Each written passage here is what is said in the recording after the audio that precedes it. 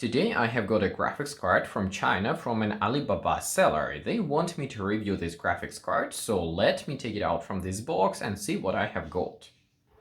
Inside the box I have got another box, and this is a very generic box. It has both NVIDIA and AMD logos. It means that they are using this box for basically any graphics card they produce.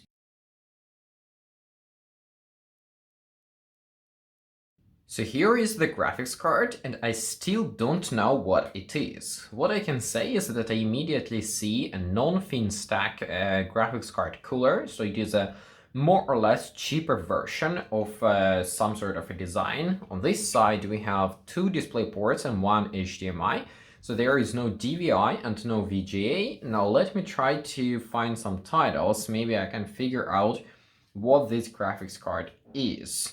But let me see, maybe.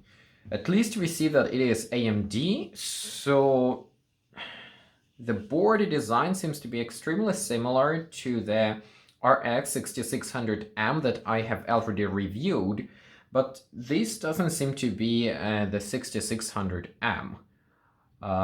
Well, I guess I will have to put it into a system and just see what it is, because the titles on the graphics card and on the box do not say anything. Right now I can say that the backplate is plastic, so it is just purely for decorating purposes and maybe for protecting the backside of the graphics card, but it does not help with cooling.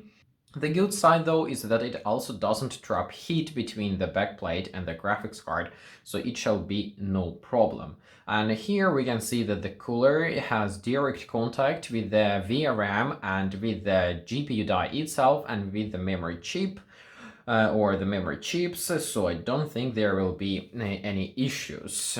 We have two fans. I don't know if they are good or bad, but what we see is that here are the screws, which means that it is very easy to replace the fans with something that you would want to replace if these ones are too noisy or going out of order.